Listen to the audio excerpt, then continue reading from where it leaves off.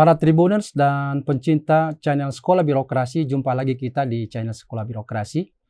Channel yang secara khusus mengulas berbagai pengetahuan dan pengalaman terkait dengan bagaimana birokrasi mentransformasi diri menjadi mesin pemerintah yang responsif dan adaptif terhadap tuntutan, situasi, dan kondisi yang ada.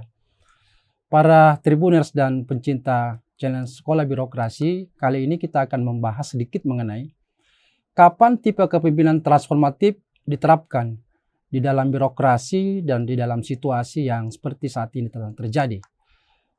Nah, kita bisa melihat bahwa kondisi saat ini menghendaki memang upaya-upaya perubahan yang sistematis bagi birokrasi, di mana tengah menghadapi situasi pandemi, ya, sehingga harus bisa mentransformasi diri agar perubahan yang terjadi ini itu bisa direspon dengan baik, tentu dengan peran daripada seorang pemimpin.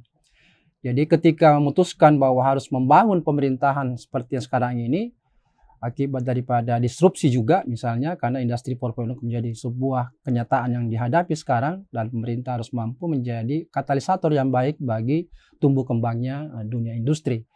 Maka tentu pemerintah harus bisa juga merumuskan sebuah tata kelola pemerintahan yang juga dikategorikan sebagai 4.0.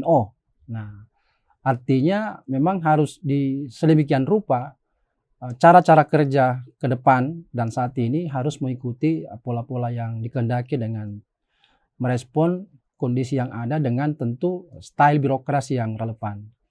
Jadi cara kerja yang dipandang relevan saat ini adalah bagaimana birokrasi mampu menyediakan ruang kerja masa depan, dalam arti bahwa harus memang memanfaatkan kemampuan dan kelebihan digital di dalam tata kelola pemerintahan. Dan untuk ini memang dibutuhkan beberapa aspek-aspek penting yang harus secara simultan diperbaiki, berkaitan tentu dengan bagaimana mengelola talent-talent yang ada di dalam birokrasi, sehingga tidak lagi menggunakan pola-pola yang suka dan tidak suka, tapi harus sistematis bagaimana kompetensi dan potensi ASN itu di dalam birokrasi betul-betul basisnya pada kompetensi dan performance. Yang kedua adalah kalau kita ingin sepakat membangun tata kelola yang 4.0 juga, maka harus membangun co-working space, ya, ruang kerja yang dipakai bersama dalam menciptakan kreativitas dan berbagai macam inovasi. Tentu ini berbasisnya pada bagaimana membangun jejaring baik internal, antar unit maupun antar organisasi. Dan jam kerja pun kemudian juga harus mengikuti pola-pola baru, yaitu disebut dengan flexi working time. Jadi tidak bisa lagi seolah-olah 9 to 5, tetapi yang terpenting itu ukurannya adalah kinerja. Ya.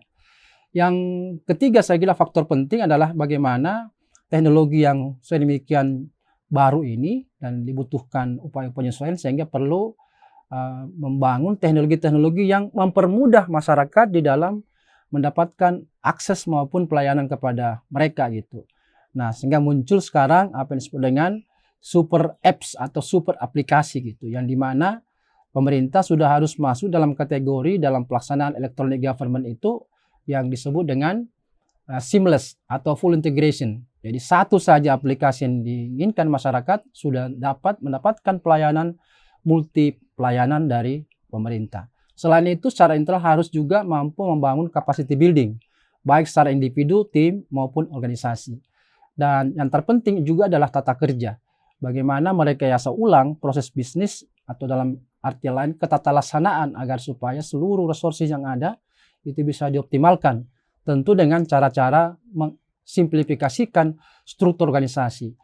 Nah, ini kemudian secara spesifik menghendaki adanya birokrasi yang 4.0 juga, di mana dicirikan oleh terjadinya percepatan pelayanan, efisiensi pelayanan merupakan orientasi di dalam proses bekerja, dan outputnya harus betul-betul akurat. Jadi akurasi pelayanan itu menjadi sangat penting, dan jangan lupa seperti disebutkan tadi, fleksibilitas kerja itu menjadi penting. Nah, karena itu kita akan menghasilkan birokrasi yang dinamis, yang ditunjang oleh kapabilitas dan keahlian ASN yang kita miliki. Lalu jangan lupa menyesuaikan yaitu budayanya, terutama budaya tidak korup dan orientasi pada outcome. Nah, kebijakannya juga harus kebijakan yang bersifat adaptif, yang disebut dengan adaptive policy. yang mampu mengintegrasikan berbagai unit-unit yang ada dalam organisasi dan upayakan supaya kerja-kerja dalam birokrasi itu berorientasi pada kinerja. Ya. Kemudian bagaimana melakukan kolaborasi dengan berbagai macam stakeholders agar supaya optimalisasi daripada pekerjaan dalam birokrasi itu dan outputnya maupun outcome-nya itu bisa lebih berkualitas. Dan termasuk aspek penganggaran ini bagaimana membangun sistem penganggaran yang terintegrasi dan melakukan berbagai macam kerjasama. Nah, inilah yang memerlukan sebenarnya tipe kepemimpinan yang sesuai tema kita ini adalah kepemimpinan transformatif. Nah, pemimpin itu adalah seseorang yang mampu mendemonstrasikan apa yang tidak mungkin menjadi mungkin. Nah, karena itu menurut Margaret Thatcher, ya, kalau saya mengutip statementnya bahwa seorang pemimpin itu adalah seorang yang mengetahui apa yang ia kehendaki atau capai, lalu bagaimana mengkomunikasikannya kepada bawahan.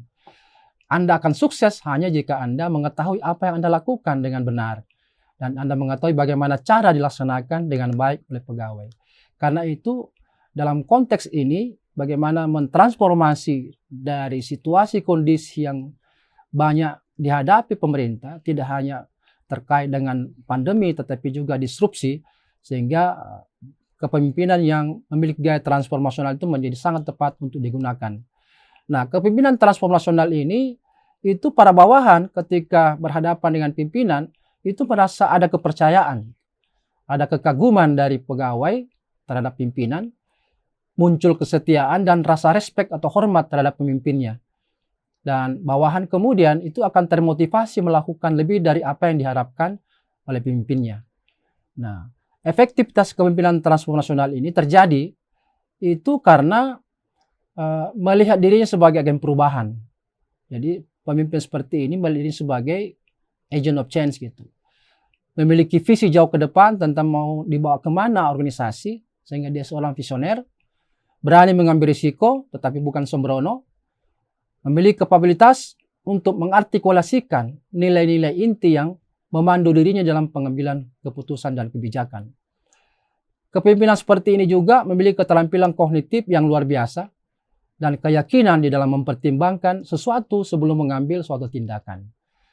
Kepemimpinan transformasional juga itu sangat mempercayai orang lain dan sekaligus menunjukkan tingkat sensitivitasnya terhadap kebutuhan orang. Jadi bukan mementingkan diri gitu ya, pribadi. Dan terakhir saya kira kepemimpinan transformasional ini adalah gaya kepemimpinan yang fleksibel dan sangat terbuka untuk belajar dari pengalaman orang lain. Sehingga dia merupakan pribadi yang tidak tertutup. Nah, inilah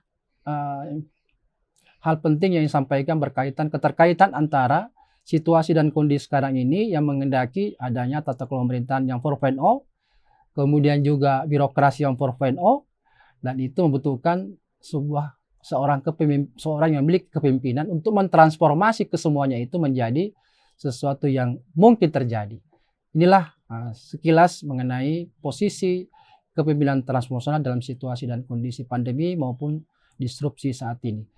Mudah-mudahan ada sedikit manfaat yang diperoleh, dan sebelum saya akhiri, saya ingatkan kembali, jangan lupa subscribe, like, share, dan komen, supaya Anda bisa mendapatkan informasi-informasi baru dan konten-konten baru dari channel kami.